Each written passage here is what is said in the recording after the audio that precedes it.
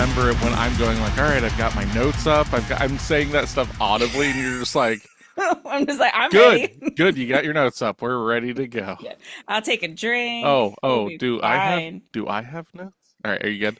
All right. It doesn't matter if Yeah. you're good because we're going. I'm good. Hello and welcome to Pot of the Dead, the internet horror film club that nobody asked for. I am your host Nicholas, and as always, I am joined with the final girl, Natasha. Hi. This week we are going to be talking about The Fly from 1986. It's considered. This is our Patreon voted on episode. All right, let's start over. So, Okay. Do you want me to say that part? yeah. Okay. Yep. I did, yeah. Okay. Hello and welcome to Pot of the Dead, the internet horror film club that nobody asked for. I am your host Nicholas, and as always, I am joined with the final girl, Natasha. Oh, hey guys. This week we are going to be going over our Patreon voted on movie, The Fly. So thanks, guys. From 1986, it's considered an American science fiction horror film, directed and written by David Cronenberg and produced by Brooks Films. It stars Jeff Goldblum, Gina Davis, and John Getz, and it's loosely based on a 1957 short story of the same name, and which I didn't realize, a 1958 film by the same name, Hmm. which I think has Vincent Price in it, I believe so, or yes. talking at the beginning. It tells the story of an eccentric scientist who, after one of his experiments goes wrong, slowly turns into a fly hybrid creature. And Yeah, that's all I'm going to say. so when you were covering that, you said it's produced by Mel Productions or Brooks Productions. That's Mel Brooks. Oh, Yes, he kept his name. okay. Yeah, Mel Brooks was one of the main producers for this movie. So if that name sounds familiar, you're talking Blazing Saddles, Robin Hood Men in Tights, and the like. Um, so yeah, like Okay. he kept his name in the shadows up until it was like shown at festivals and stuff. And yeah, like it was. This is a Mel Brooks produced movie, which is very interesting, Yeah. to say the to say the least. So that overview though that you gave does not sound like what I read when I was doing research for this. I found a few different ones and they're all very different. This just Um, keeps happening. I know, I don't understand. So like an industrialist invites some experts to visit his theme park of genetically spliced human flies. After a power failure, the creatures run loose, putting everyone's lives, including his grandchildren's, in danger. Jurassic Park. Yes, Jeff But your Goldblum. version sounds so bad. That sounds terrifying. Jeff Goldblum playing Seth Brundle in this. He was, I believe, as Malcolm Yeah. in Jurassic Park. Okay, so maybe that wasn't it. Maybe No. the spirits of a deceased couple are harassed by an unbearable family that has moved into their home and hire a malicious, genetically spliced human fly to drive them out. You had fun with this one. Gina Davis And what's the movie? from There Beetlejuice. you go. Yes. Gina Davis plays Ronnie in this, and she plays, I can't remember her name right off the top of my head, which is a huge red flag for me. But yeah, she's, Linda? no, it's not.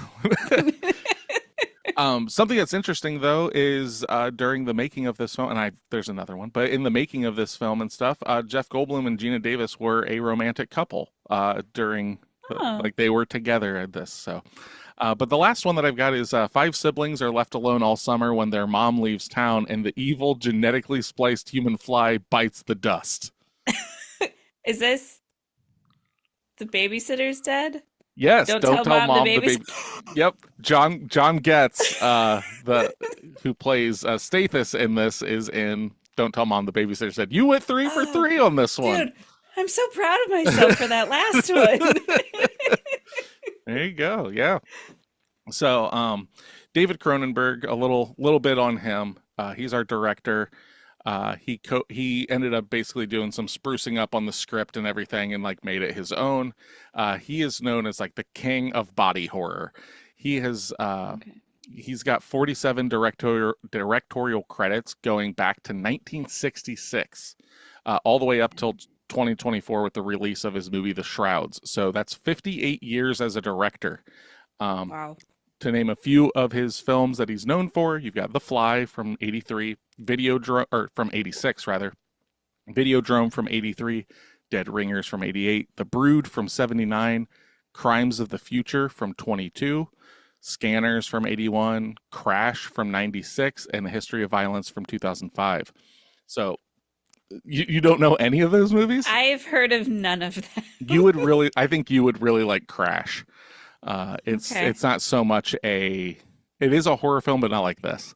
It's more, it's been a long time since I've seen it, but I think it deals with like people that are like into being into car crashes or something to that They're thing. into being into car like that. It's like a gets them sexual off. thing. Yeah, it's like a sexual. Whoa. It's a weird. I can't remember all the ins and outs of it. Like I said, like that came out in '96, and I think I saw it once, and I was like, okay, that was fucking weird. Yeah. But that one might be up your alley. Another thing that you may know the name of is Cronenberg. His son Brandon Cronenberg is an alumni of this podcast. He did Infinity Pool and did Possessor. Okay. So okay. Yeah, the name sounded familiar, but when you were pairing it with all of those other movies, I just thought I just heard it in the wind. Yep. No, he's like a, for lack of a better term, like a Rushmore director. Like you've got like fucking Cronenberg, you've got John Carpenter, you've got, Wes Craven. Like Cronenberg has a vibe, like even to the point where in what is the show? Rick and Morty, there is a planet of Cronenberg monsters, and it's a very specific, and it's kind of a play off of the Brundlefly in this movie, but they're like mantises in, like they're really messed up looking. Okay. I think I've seen that reference, but just never knew what it was. Yep. So whenever something is like literally like in literary terms, things can be brought up as like Lovecraftian. It's like H.P. Lovecraft. There will be people that will refer to things as like Cronenbergian, where it's like, because a lot of his body horror and stuff is like this weird, like, what is to be human and all of this stuff, and like that kind of weird take and stuff. Like Videodrome really plays on that stuff, and I love Videodrome. We'll cover it one day on this podcast. It's a fucking trip of a movie. But yeah, The Fly is your introduction to Cronenberg. So I gotta say, I've heard of The Fly. I've heard it referenced. I know Jeff Goldblum is in it. This movie was nothing, nothing like I thought it was going to be, which isn't a bad thing. But man, it was something. It's glad I finally watched it. Yeah, there you go. Mark it off the list. Yeah. So those involved in the making, well, before I get into all this shit, right?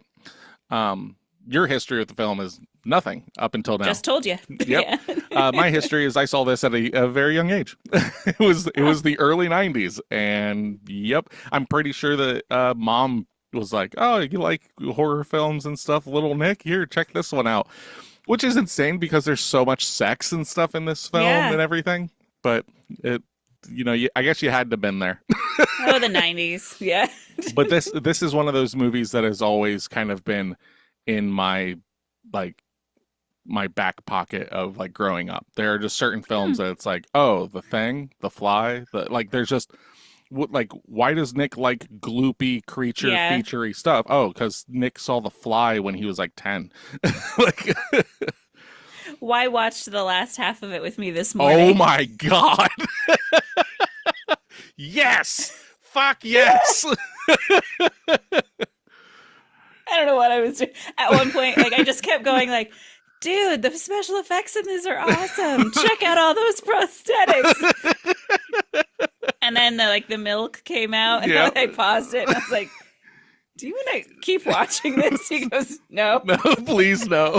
I was like, you can walk out. But he was just like putting himself through it. He's just like fucking mortified and frozen in fear, stuck in the moment. Yeah.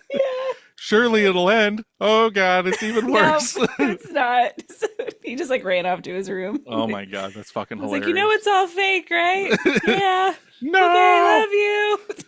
Brundlefly's gonna get me.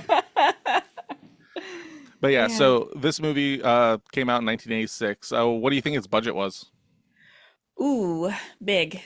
This is 20th Century Fox. Does that have anything to do with it, Uh, budget-wise, or is that just the distribution? Distribution mostly. Okay. But like keep in mind it's the 80s.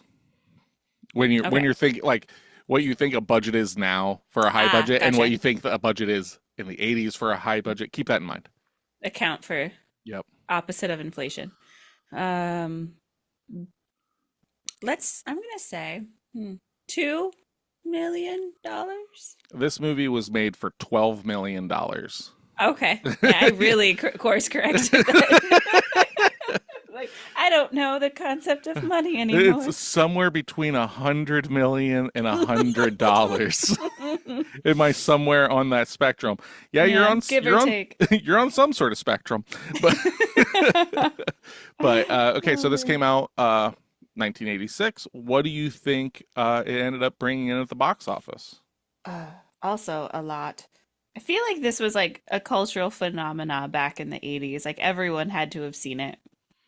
Do you know when it came out? Like what time of year it came out? That I don't have in front of me. I know what other movies were coming out that year. If you want to know like, if you want to dip your pool into what horror films were coming out that year and stuff like that, to Yeah, kind or of get even if like Jeff Goldblum and Gina Davis were known people at this time. barely. Barely. They Okay. had a history of films before them, but this is before Beetlejuice. This is Okay. before, like that's all kind like Jeff Goldblum had been doing films and stuff, but nothing like this. There's actually pushback from the studio when they wanted to cast him as Seth Brundle, and Cronenberg was like, absolutely not. This guy wants I want this guy. And then through Jeff Goldblum, he's like, hey, the character Ronnie, my girlfriend Gina Davis would be fucking great. And that's how Oh, she okay. got into it. So they weren't a couple. I thought they were a couple like as the movie happened, but they They were were, already a couple yes, going they were into it. already a Oh, that's couple. cool. Yep. All right. Okay. So tell me the movies that were also coming out. I want like So I for need this year, reference. this movie kind of got double featured because like a month before this came out, Aliens, the sequel, came out. Oh, okay. So that kind of got double featured with that. Movie that we also covered this month, Critters, came out. Okay. Poltergeist 2, Night of the Creeps, Friday the 13th, Part 6, Oh Jason my God. Lives. So yeah, Jesus. From All right. Beyond, which is like a more of a cult horror film, but it's near and dear to my heart. But yeah, like so horror, like Psycho 3, I think. Yeah, Psycho 3 comes out that year. So Little Shop of Horrors is All that right. So year. it's a good year for okay, okay. Kind of kind of monster-y, Hmm. heavy on the monsters. I'm gonna say it brought in the 80s 58 roughly $1 million. You're very close, $60.6 million. So I you're said within. roughly. Yeah, you're very close. Yeah, Awesome. it made bank. So because of this is where you start getting, like this is, the 80s is just like fucking special effects mecca. That's why I Mhm. love the 80s films. And like I understand like some people like I'll cite Wyatt, like is always just like it just looks like the acting's corny and all this stuff. It's like that's not why we're here, kid. Yeah. We're here for like this is all like on camera, like not giving anything away, but like the craziness that this film gets to is puppetry and special like 5 pounds of special effects makeup on somebody and Oh, hours of yeah. prosthetics getting put on and things like that. It took nearly 5 hours to apply the most extensive makeup stages to Jeff Goldblum in this film. Like, Damn. it is obscene how much went into that. But yeah, so um, those involved with making the film, including David Cronenberg, remember the baboon. Remember? So there's a baboon in this film. Oh yeah. Okay. So there's a big thing about this, right? Baboons are straight up a wild animal. Yes. And there were instances with this baboon on set that because Jeff Goldblum had become friends with it, he was the only one that was able to like wrangle it. Like literally 6'4" Jeff Goldblum, excuse me, uh, had to keep the primate in check and The shit like that. trainer couldn't even do that. They gave that to the talent. It's not that they gave it to him. The Wrangler and Jeff Goldblum were the ones that had to keep the primate in check. They're very, Wow. in a quote, Cronenberg says, they're very volatile, and there's no such Yeah. thing as a tame baboon. Jeff, because he was much bigger and stronger than the baboon, was able to dominate him, and the baboon's wrangler said it was a good thing that the baboon formed that friendship. Otherwise, there could have been big trouble on set with some of the female members of the crew. Maybe they just don't cast a baboon. Like literally, maybe like a rhesus monkey, something that's Yeah, nicer. it could have been anything, but like it does make for like a very like shocking. I don't know, like the fact that there is a baboon there and everything. It was strange, yeah. I don't know. It just for me it works better than if it were just a dog or something like that Yeah. because it is so much closer to human, you know. So And um, knowing that they are, like they could in any instance just rip your face off. yeah, Maybe there was, but oh man, thank but God for Jeff Goldblum. I say that every day. I wake up and I go, "Thank God for Jeff Goldblum." He's like, yes, you're very, very welcome." But the box office for 1986, we've covered this before. I'll go through it real quick, and you'll be familiar with these movies: Ferris Bueller's Day Off, Out of Africa, Ruthless People, Star Trek IV: The Voyage Home, The Color Purple, Aliens, as previously stated, Back to School, Karate Kid Part 2, Crocodile Dundee, and Top Gun. Whoop whoop. So that's 86. And then this movie comes out. I love it when like there's like the glitz and glamour of like, oh, Top Gun and all this stuff. And then you've got this fucking movie. Yeah. Like we kind of have that now a little bit, getting back to that, because like you're getting like, like Twisters and like all these like glitzy like Hollywood films. And then there's Terrifier 3. And it's Is not that going to be in theaters? it's currently in theaters. Are you serious? Yep. Is it near you? Like, Yeah. is it in? Yeah. Wow. Yep. Okay. It's here. I'm sure we're not gonna get it in our tiny theater. I don't really plan on going to see it. It's another 2-hour gore flick, which I'll see it when it comes to streaming and stuff because I Yeah. gotta check those boxes. But I'm whatever. You can call me a fake horror fan all you want. I don't care. But what if one of the girls want to go see it? Well, I'd go. That's Then always a different That's thing. always the stipulation. Yeah. If they're like, Nick, can you sneak me into Terrifier 3? I'm like, all right, here we go.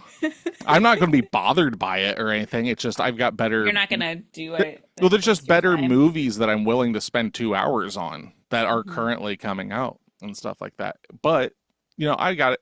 We're totally taking a tangent here, but like I've seen my fair share of gore flicks. I went down that rabbit hole and have seen the worst of the worst, cough cough, a Serbian film and stuff like that. Things that will break people. So when people are like, "Oh, Terrifier 3 is so gross," and it's like I'm sure it is to you. Like, and I'll go see it, and all that'll happen to me is go like, "Those are some pretty good special effects." And I spent 2 hours watching a special effects tester. Right, yeah. It'd be different if the script was good, but it's not. So That's not why you're there. no. So there is a weird like alternate universe of this film before we got David Cronenberg directing and Jeff Goldblum and Gina Davis. So initially the project was slated to be directed by a young Tim Burton. I could see that. So this would be a different film, but it would be, like it wouldn't be too far out of like what he would probably do. It wouldn't go the gross like like legit sci-fi horror like that it becomes, but like I could see like an 80s Tim Burton Fly movie. That would be interesting, the least.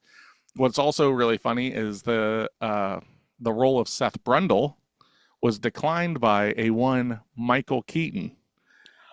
Oh, He would have been fantastic. that would have been good. Yeah. Jeff Goldblum is unchangeable. Like he is Seth Brundle to me, but Yeah. like when that came up, I was like, that's the only other person I guess that I could think of from that time frame that would work there, because another person that was considered for the role of Seth Brundle, but 20th Century Fox wouldn't allow him to be cast due to critical and commercial failure of a previous film, was one John Travolta. Oh my God, no. That would be absolute garbage. Good job on them. Could you imagine? He's like, whoa, No. whoa, my name's Seth Brundle. Whoa, watch the hair. Oh my God, no. So bad. Yeah. So what movie was he in that was a flop that they said no?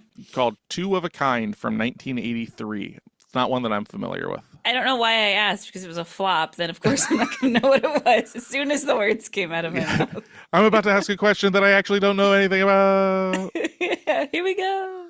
But Oh, man. yeah, and real quick before we start getting into spoiler territory, since you did bring it up, the fly's vomit that Y saw He did. was made completely out of honey, eggs, and milk. So, There's definitely oh, a milk quality to it. oh yeah, and the eggs, like the what's the word, like snotty look of it. Mm. Yeah. This is an audio podcast. Natasha is making some of the most vile faces right now. Join our Patreon and you'll get to see them. Yes, yes. Yeah, you join the Patreon, you can see Natasha like just revolt on a lot of things. You get to vote on a movie every month that we cover, all the good stuff. We try to produce some like extra material, but like what you get for $5 a month is Natasha being visibly disgusted basically every episode. That's So true. yeah. Thanks, Nick. You're and very fans. welcome. So are you ready to get into spoiler territory? You goddamn right I am. All right. So if this is your first time listening to Pod of the Dead, welcome. We are a horror film club that, after this point, we're just going to go through the film and openly discuss it like if you were sitting around the table after the movies. At the end of the episode, we will give out homework for next week's episode. So if you hadn't seen it, you might be able to watch it in time to listen to the next episode. And I'll tell you, next episode is a very new film that we will be doing. So you definitely are going to want to do your homework to not have it ruined. But with all that being said, let's jump into the pod and talk about The Fly. All right, Tasha. Yes. All that being said, give me that 10 out of 10 review. You got it, dude. 10 out of 10. One of the best horror movies ever made. Yep. End of review. Okay. And that's why Oh we're shit. here. Oh shit. No, hold on. Oh, okay. Oh, we didn't Yep. give our. Nope. Yep. Spoiler. That was a fake spoiler territory. This is something new that we've been trying to do. What's your initial review on this before we start talking about the film? I'm guessing that you're giving it like a 6.5. Okay. What are you giving it? I'm giving it a solid 4. Oh, fuck you. End of podcast. A 4? A 4. Okay. I'm Wait. sorry. What do you think I'm giving it? I think you're giving it a 7.5. I'm giving it an 8.25. Ooh. This all right. is a big deal movie for me. So See, Our- this is like your 13 Ghosts. You have so much nostalgia. There's so many things that tick boxes for you. don't you dare say 13 Ghosts in this movie in the same sentence ever again. I just did. There's a good chance I'll do it again. I'll just do it. I'll do it. Don't make me do it again. Okay. Throwbacks. Spoiler warning. Okay, that's it. So at the end of the episode, we're going to give our full review on what we think after talking about it. And we're going to definitely see how Tasha's wrong. Okay. So Tasha, give me that 10 out of 10 review. All right. Well, I'll say the first sentence again, I guess. One of the best horror movies ever made. Correct. I don't know how you gave it a 4.5 or whatever bullshit you gave it a 4. You've already forgotten. Yeah, It was just solid 4. below 5, which is infuriating. The Fly is more than a horror movie. It's a statement of the 80s. That's fine. I remember seeing this film for the first time when I was 5 years old. Hell yeah. Okay, well, This I don't feel as bad this for motherfucker showing goes my hard nine-year in the old. paint. Damn. And telling my friends about the gore scenes. But as I got older and viewed the film again, I realized how much of a tragic love story the film was. Yeah. Jeff Goldblum, that was a surprising, This arc movie that I wasn't ready this movie for. makes me tear up at the end every time. Yeah. Yeah. Looks like a shrimp. Jeff Goldblum gave He an Oscar. looks like a shrimp. I just love that. You're like, yeah, yeah. Looks like a shrimp. Anyway, so we'll get into that. Jeff Goldblum gave an Oscar worthy performance of ill fated scientist Seth Brundle, and Gina Davis gave an equally good performance as his love interest. The special effects were very good for the 80s, and the film does have some scary moments. If you've never seen this film, you should. 100%. This is definitely one of those films that I'd be like, do you want a good representation of 80s horror? I can give you 5 movies. This is on that list. Like that's what I Yeah. say, like it's a Rushmore film for me. Like I love 80s horror films, and here are the films that make me say that easily, you know. But yeah, yeah, fucking I can't believe you gave this a 4 when you just wrote that beautiful 10 out of 10 review. And here we are now in your alternate universe. Read that 1 out of 10. Oh, you're talking about my personal hell? I'm gonna say so much in this that I don't believe. This is gonna be just horrible. Why are you doing Well, this to me? why'd you write it? I don't understand. Another sad remake of a good movie. Go to fucking hell, you goddamn piece of trash. All right. It pales in the shadow of Vincent Price's version. Oh, God, Ma. I'm so angry right now. It does give a few changes from the original. Better movie. What? How the fuck does this sentence work? It does give a few changes from the original, comma, better. Oh, The from the original original. better And it movie. should have been in parentheses. Original, because they put better, comma, movie, comma. So, Whoa. yeah. All right. Sorry. Not trying to be an English major. Here we go. It does give a few changes from the original better movie, but they are just tweaks to give a different tangent made possible with relatively more modern special effects. The accident that causes the transformation is somewhat different, but ultimately the same results. I mean, what do you expect? It's about a Yeah, it's a fucking, remake. yeah. Goldblum was a poor choice as the main actor. Fuck you. Oh, Jeff good. Goldblum is so good in this role. Yeah, yeah, he is. The twitching and stuff, like Yeah, it's so fucking good, and that's him. it's him. They specifically were like, you just need to give us something a little more and everything, and that's what he came up with. So that wasn't a like you need to start twitching. It was Jeff going like, well, this is what flies do, and it's Yeah. so captivating. And okay, all right, let's go Well, through this garbage. I have so much to say about that. Keep Yeah, going. he sounds the same in every movie that he is in. He throws around a tirade of sophisticated science words to make the pseudo intellectuals think that he is smart and the movie is cutting edge. It it So he's actually, just talking about him and Dr. Malcolm, yeah, I just what? and that his voice sounds the same. I hate it. Because he, Oh, God. I just fucking hate Jeff Goldblum's voice, and then he yeah. speaks, and it's Jeff Goldblum. How dare he Goldblum up this film? Fuck, fuck this person. Uh, Goldblum is just mechanical. He does not act well. This is like a Wow. character assassination, I think. Yeah. This movie throws in the blood and gore Hollywood is using for entertainment for the visceral crowd that aspires to violent and base behavior. Okay. Save yourself 95 minutes of wasted life that you will not get back and pass on this movie. Okay, Natasha, you found this 1 out of 10 and you sent this vitriol to me. Were there a lot of 1 out of 10s for There this? were. There Yeah. were. But they Interesting. were all kind of hitting on the same thing about it not being as good as the original. See, I don't see that at all because I think the original is like your basic like kind of schlocky sci-fi horror film. Where this one has so much like pathos and is like such a human film, and you feel like it's like he ends up dealing with his own hubris. There's like the jealousy aspect of he thinks that she's cheating on him and it's so expertly crafted in my book from an emotional standpoint. Like the fact that this person wrote this and is just like he's so mechanical and stuff. I'm like, it takes a lot for a horror film to make me tear up. And Yeah. Gina Davis, like watching her fucking fall apart as Jeff Goldblum literally is falling apart is heartbreaking.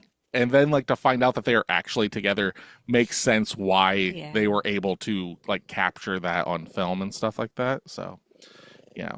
Uh-oh, we have a We have a visitor. we Check have a her out. visitor. So if you hear purring, we do have a cat in Studio B. Do you hear them? Can you Yeah, hear it through I the can mic? hear it. Yes. It's okay. Okay. Our listeners like cats. So, Okay. um, I didn't yes. realize she was in here until she started pawing at my leg. This is Ginge. Anyway, Yes. So, yeah, I just don't. Let's get into this. Okay, so we'll just start. We'll loop back to what you said. It looks like a shrimp. What the fuck are you talking about? so that was one of the biggest complaints I had through this whole movie was I was expecting him to turn into a fly and he turns into this humanoid thing and then it's at the like literal very end that he finally has some semblance of a bug. Because Okay. otherwise he's just this like giant bulbous thing with Cancerous looking. gross Yeah. yeah, with gross hairs. Like that was really the only comparison to a fly were like those little hairs on his back. Well, But not when he was like when he had his little things, his once little again, sorry for the people that are just listening. his little Getting a pincer great face. Like, great impersonation. Those little guys and his big eyes. I was like, okay, all I see is a shrimp. So that's what I'm oh, referring come to. on. He was cute. It was Well, there's and a like, little okay, cute so factor. all right, so the movie takes place over 4 weeks and 6 days. That's not told to you like really in Yeah, I the didn't movie get or that. anything. I found that out and I was like, okay, that's how it's like a month of time that this takes place over, and I like that it's just like you're watching him slowly uh, transition, but there's no reason that he would actually turn into a fly because he's genetically spliced. He's still going to have the genes of a human, but he also has the That's genes of a fly. So he starts to mutate into this horrid thing that is both. yeah. There is a scene that they cut from the film. I have not seen it. Upon doing research, I actually want to see it, even though it sounds horrible. That would actually have uh, foreshadowed that for you.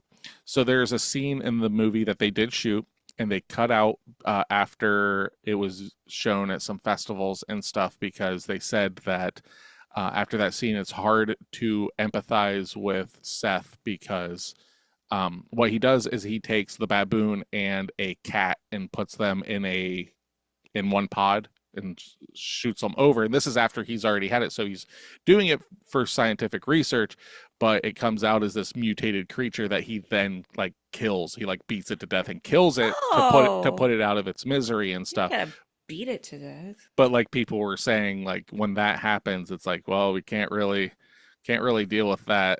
Like Mhm. at that point, you just can't be like, I feel bad for this guy because it's hard to see that and then feel bad for somebody. Right. Yeah.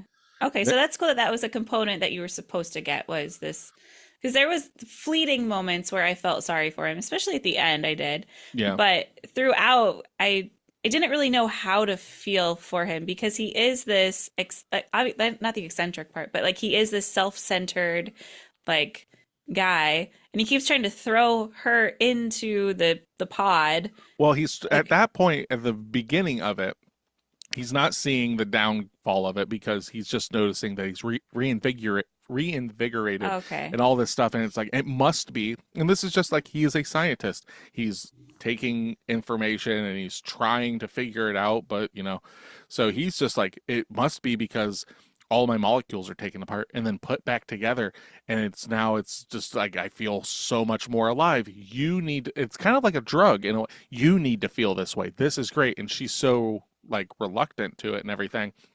And because he's starting to get more of the fly's primal, like that's the big thing in this is when you get down to like what an animal, an insect, they're very much just like here to breed and survive and stuff like that. That's where you get like, fine, if you don't want to fucking do this, I'll find someone that will, because what it needs to happen is I need someone on my level that's here. And like, it's just this very, he talks about that with like, you know, uh, fly politics and how there is no politics because Yeah, that was it's, weird. well, but it makes sense because what he's talking about is that there's no emotion. It's just, you know, mechanical. And that's like, you can kind of look at like ants, you know, it's just about the colony and it's not about like anything else. And that's kind of what he's doing. That's why there's so much sex in it, because that's how flies are. It's just about reproducing and reproducing and Right. going and going. And that's just what he is. And for their size, they're extremely strong, all this stuff. So you see that slowly develop over the film. And then, yeah, like he's even doing the thing where he's researching, like it may be showing up as a cancerous thing. And he's literally rotting away, like his ear falls off, which Yep. Gina Davis said was the only time in the film that she was actually grossed out because she had to hug him like right after that. Oh.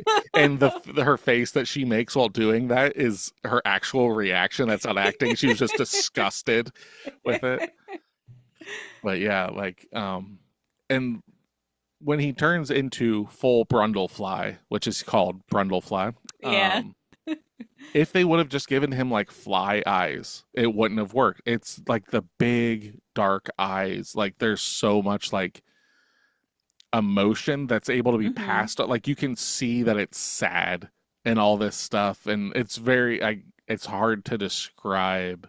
And I just might be ridiculous because I'm just like I want to cry because I feel so bad for this character that because of his own jealousy, he puts himself in the position where he gets into the pod and the fly is accidentally in there.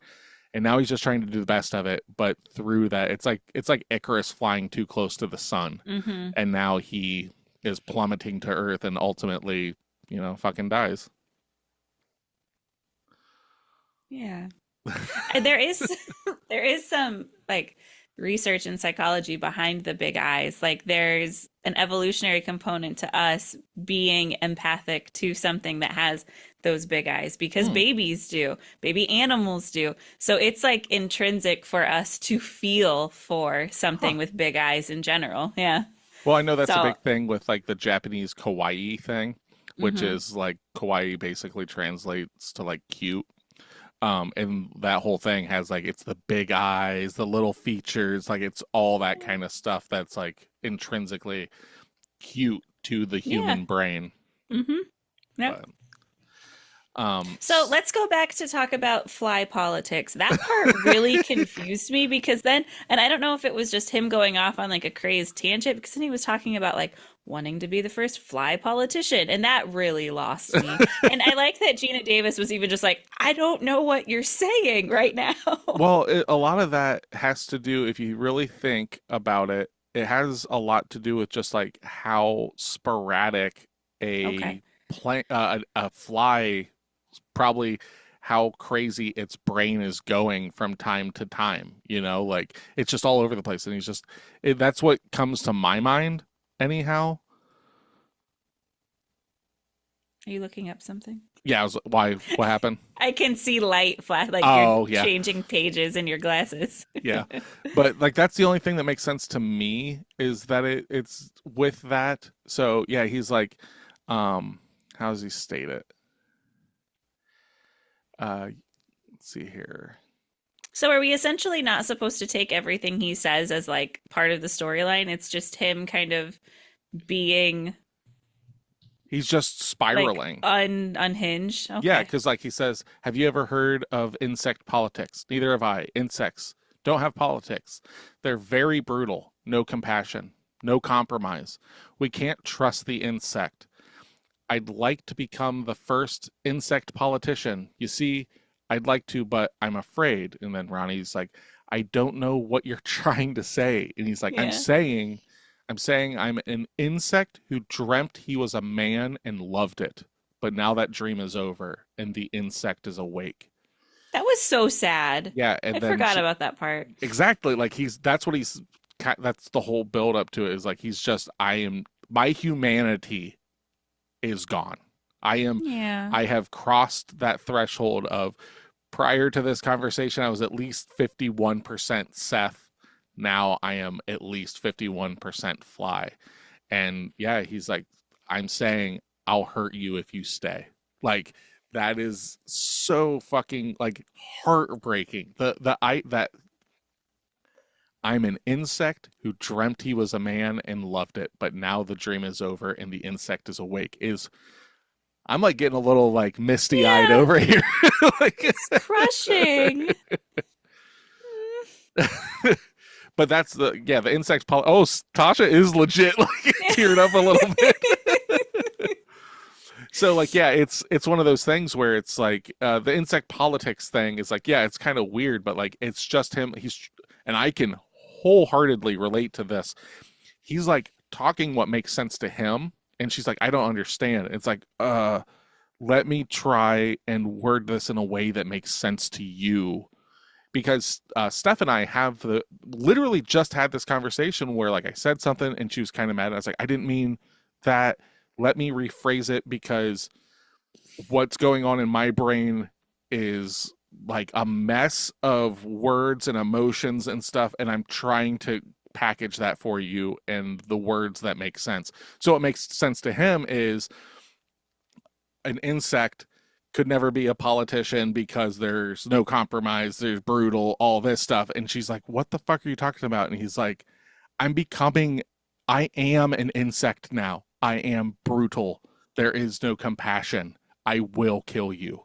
Like that's what he's getting out to her at that point. And yeah, that's when yeah, fucking That was like crazy. his last attempt to be like, get away, as far away from me as possible. And That that's when was he then is still tracking her down. Okay, that that makes is the last glimpse of humanity in him that is like there's still like little bits later like when he kidnaps her from the abortion clinic Mhm. and stuff and he's like please and this is so heart-wrenching too that he's like please don't kill me like the last remnants of me I is missed in that. you Oh, when yeah. they're on the rooftop he steals her and everything Yeah, and that he's part I like remember. he's pleading with her please don't kill the baby because that's the Mm. last bit of me because he already knows what's in store for him. He's like please don't. She's like I can't. He's like okay, like he comes to terms with it but he's just like okay then what needs to happen is I'm going to take you and the baby and myself into the pod and we will be together forever because then I can be with you. That's the only way that I can be with you and the child. And it's, yeah, that's horrifying. But like, if you look at it from his perspective, which I understand is a stretch, right? But he's so scared of losing everything that he wanted, which was her, and he's going to get this family. And the only thing that he can do, which is uncompromising, brutal, lacking Yeah. compassion, is this. So, yeah. Damn. And then we get Brundle Fly Door at the end of the film when he tries to get out and it fucking cross crosses or splices the genes of him with the pod that I slices missed off. that. How did you Oh, miss okay. that? Did you Well, notice that he's trying to get out as it's yeah. and then it And takes I part was of it? confused. I was confused. I didn't notice it took part of it, but I was confused as to how he could still be like in the pod, like how the pod could still work Yeah, with the door open. I was focused on that component. I didn't I realize gotcha. the door was gone and he was fused with the Yeah, door. because as he's crawling out, you see that there's like metal parts of him now that are all like Oh, interspliced and everything, and that's when he crawls up to her and takes the shotgun to his head, which yeah, is this an little yeah. crab pincher, So to you, this is not the fly. This is the crustacean. It's crabs and shrimp. crab shrimp door. That's him. Brundle shrimp. It's a working title. Brundle shrimp. Yeah, Yeah, that was heart-wrenching. That's where I got a little misty-eyed. And I was Yeah. like, oh, it's just a tragic love Yeah. story. And that's what I don't know if I told you. I know I told Steph, I was You like, did not. this is a romance. Like, it's a horror film, but it is a romance. It is a love story. It is a tragic love story, but it is. Like, that is the two things, like, that I would tell anybody. It's like, this is a tragic love story that is horrifying. Uh-huh. Yeah, I didn't know that. And those movies, like even any type of movie like that, when it is just pure romance or like romance horror, those like I love you so much, let me go Yeah. storylines are the fucking worst. That Yeah. just happened in I don't know if everyone has spoiler alert if you've watched Nobody Wants This, Oh, but yeah. that happens in that too. And it like I gotta like it's a comedy. It's a rom-com and I just cried. Like storyline is just so heart-wrenching. Well, Anyway. the thing about that is if a movie can affect you on an emotional level, it's doing something right, right? Exactly. Yeah. So Yeah. if you watch this movie and it brings you to the brink of tears, how on earth could you give it a 4? Because it was that one little pocket. I've watched it. I don't plan on watching it again because literally the other 90 minutes of it Is all are the either build up slow. it's The all the beginning is it's all the very emotional slow. build up to get you to the point of caring about the characters. I wasn't going into this expecting it to be emotional. I Okay. was going into this expecting Jeff Goldblum to turn into a fly. Well, you got both of them. Well, no, you all that's the problem is you expect him to turn into a fly, but he actually turned into Mr. Krabs. He turned into a shrimp crab. So that's why. I got it. It's like I'll give it its flowers. But Okay. at the end of the day, It's I gloopy don't gloopy flowers. there you go. And the gloop I can do without. No, His jaw absolutely. fell off. He molted. It did not fall off. Gina Davis ripped it Pulled off. it off. And when that happened, David Cronenberg was like, just rip that fucker off. Like, it needs to be visceral. And then, Yeah, yeah, he it does was. molt. And, like, that is amazing. Like, that the face beneath pushes it off and he's stepping out of, like, the flesh that's there. Oh, Yep. it Mm, is, mm. it is amazing that they were able to pull that off in 1986. It is fucking amazing. Yes, from a craft. Beautifully done. Way to go, guys. From somebody because they're listening. From somebody that's watching it and is immersed in it. Disgusting. Yeah, that's what it's supposed to be. Exactly. It's the I don't want to repulsion watch of it that. again. But no, it's not it but at the same time though, it's not this is me selling a car, right? Yeah, this It's is you telling me it's not gross. well no. It's not that what I'm saying is it's not gross to be gross. It's Yeah, gross because it actually has purpose. yeah, Like I get it that. seeing that happen in nature of like an animal like a tarantula cracking out of its stuff to like it's gross, like it's weird and Yeah. it's legitimately like alien to like what makes sense to you and stuff, and that's what they did. And we had a tiny science lesson because at that point Wyatt was no, I think Wyatt was there for that part. He left at the jaw ripping off part. Oh, okay, He which is left literally right the at the next scene. very yeah, he left at the Oh, very beginning of the molting, and we had like a little science lesson. I was like, "Oh, here we go. Now he's gonna be a fly. He was just the pupa beforehand. yeah, We're gonna get some wings, and then still no, no wings, but no was he wings. was he there for the Wanted like one, was one were little wing. was he there for the dream sequence where Ronnie gives birth to a maggot? No, I fast forwarded through that part. I saw stuff happening and he was there and I was like, we'll just go a little bit. It's gonna be fine. Ah, you didn't get to see Gina Davis lose her ever fucking mind because I went back. a maggot the size of my arm came out of her. No. Nobody needs to see that. I can't believe the guy that was reviewing this watched it when he was 5. How can a 5-year-old's head wrap around what was happening? You don't. You just see it and you're like, oh my God, gross. That being said, the doctor in that scene is our director, David Cronenberg. That Oh, is, really? yep, that's him. That's That's cool. The You reason wanted to be he a part of it. the reason he ended up putting himself in that position or in that role and stuff is because Mel Brooks said that David Cronenberg looked like a Hollywood plastic surgeon when they first met, and he was like, "Well, fuck, I'll just be the abortion doctor, I suppose, and I'll just do that, you Wow. know." But That's yeah, awesome. so yeah, we got some molting. Yeah, no fly wings. Sorry, Mhm. Tasha. Like, did you want to see Jeff Goldblum fly around and everything? I did. That's exactly what I wanted to happen. But instead, you got him throwing up on Stathis's hand as it begins to melt away, and then he begins to eat it. At that point, I was like, okay, I clearly need to learn more about flies They because they I vomit on didn't their know that food. happened. Yeah, they vomit on their food, which is an enzyme that then makes it. And he explains it in the film that like solid food, it hurts to eat. It has to be Oh, liquefied, and that's when he's like throwing up on. Like she's got the camera and he's throwing up on all the sweets and stuff like that. And yeah, that's how I they. did like I did like that part before the throwing up where he's just like eating constantly, like all And the it's always sugar in his sugar. coffee, Yeah. the candy bars. Somebody makes mention of like, oh yeah, when he's like doing the arm wrestling, he's like, watch out, this guy eats chocolate bars. Yeah, I love that. I love that as a like this guy's a pussy. He likes Hershey Right. kisses. Right. And then he just snaps his arm, takes his prize, and it's just like, I'm gonna fuck this bitch till the sun Yeah. shines. Yeah. But That yeah, was weird. that's the one section in the movie that I always forget about. Like we got to the bar scene and I was like, oh yeah, the arm snapping.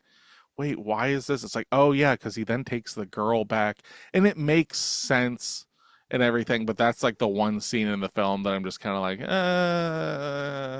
whatever. Yeah. I like the arm snapping scene. That's shocking. Um, Hmm. but And after learning about like he's acting as such, the like grabbing her just to like go have sex with her made sense. But otherwise, I was like, why is he just trying to find somebody to throw in this pod? Like that didn't make sense. As if he was supposed to be like in love with Gina Davis and like wanting to be with her, why so easily just carrying this other woman up the steps? because he's losing his humanity day by day and he's becoming more and more primal. I was just understanding the sugar component. That part really resonated with me. Yeah.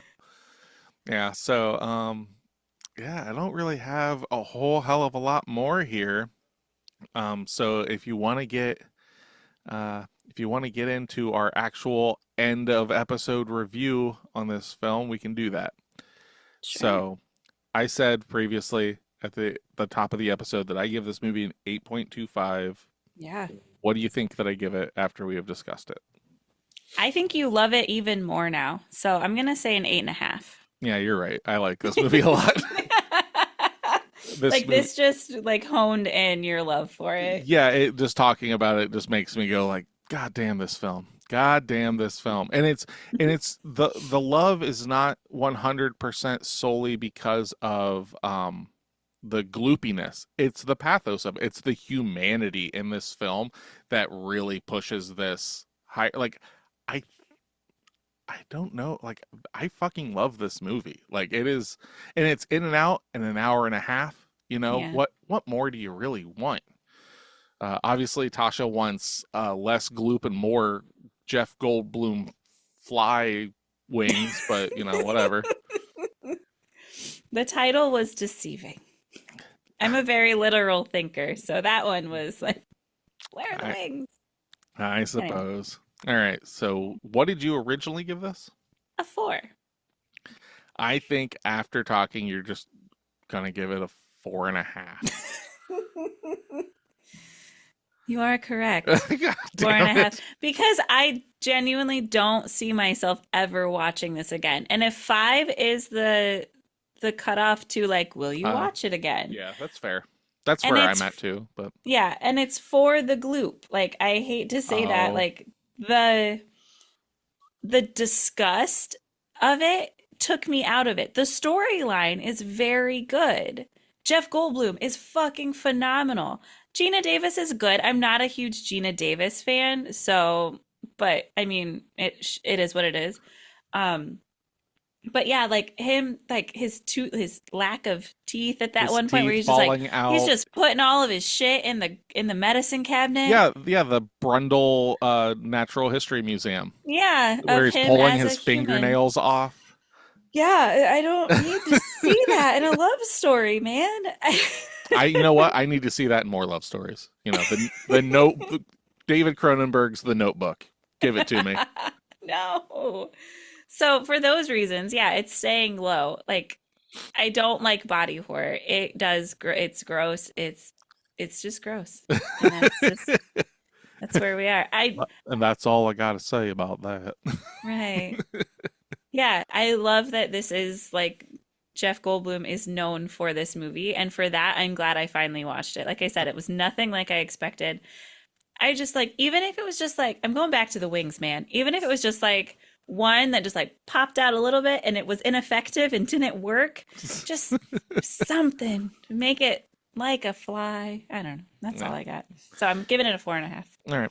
The IMDb natural consensus on this film is a 7.6.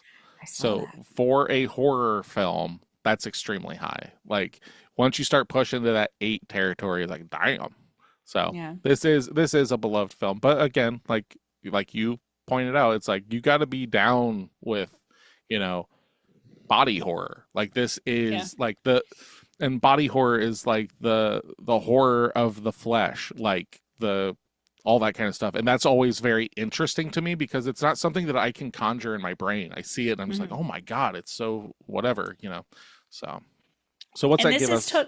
oh, sorry. This gives us I'm an outlier, so sorry guys. No, It, it gives the fly a 40. it does not. There's no way. You did your math wrong again. 8.5. 8.5 plus 4.5 Plus plus 7 points 7.6. divided by 3. Did my math wrong? That's a different number than I had the first time. Yeah. Let's try this again. Yes. That gives the fly a 67. That's more like it. You're I like, don't know this what gives I it a did. 40. I'm like, you just took your score and made it lower. Oh, you're right. You work at like We you don't need work to in talk about it. you are like you have been a teacher and now what the fuck? I'm not a G. You were though, weren't you? At one Oh point? yeah. And the funny thing is that's even like a terrible thing to say because I do percentages for so much of my You're data. getting Like, fired. You're getting yeah. fired very recently. Like soon there will be a phone call and an email that they'll be like, "Well, we listened to those last 2 episodes and we need to have a talk." Clearly you don't know how to take data, which is 80% of your job. You can just go away now. Nothing can be trusted. Let's consider you 90% fired. So I've got a chance. Oh, we're doing your math. That you have no chance. That 10 That 10% is the number I forgot to put in. that To then 10% is 100%. The 100. 90% doesn't matter. Man, All back to right. what I was going to say. So I'm learning, which I didn't realize beforehand because I was never really like monster-y, but I'm learning. I was expecting this to be a monster movie. And I mean, it knowing that there is, and is a difference, but it's not. I feel that there's a big difference between a monster movie and a body horror movie. yes, but you're also trying to think of this as like a creature feature when this is actually more Yes. close to Frankenstein, is what I think of with this, where it's the horror of what it is to be human. It's that transition, losing your humanity. Yeah.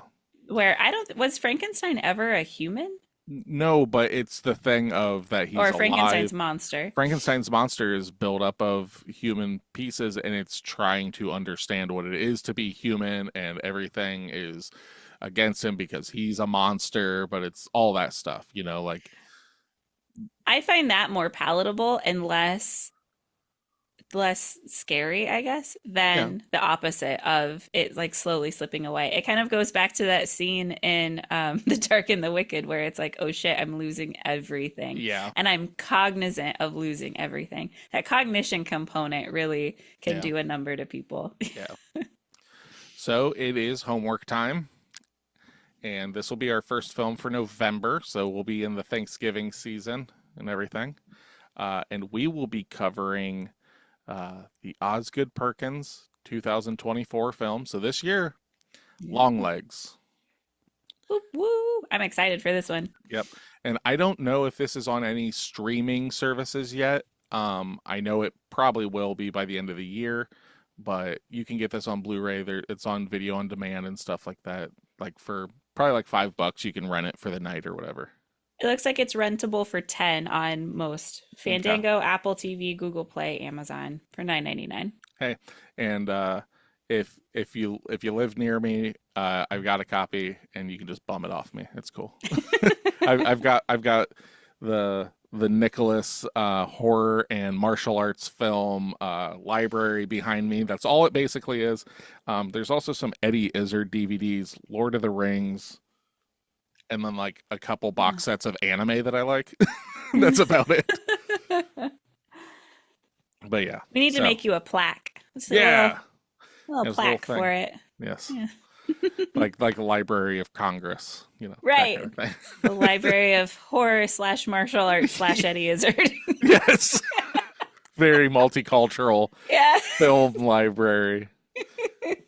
Yeah. So next week we're going to be doing Long Legs.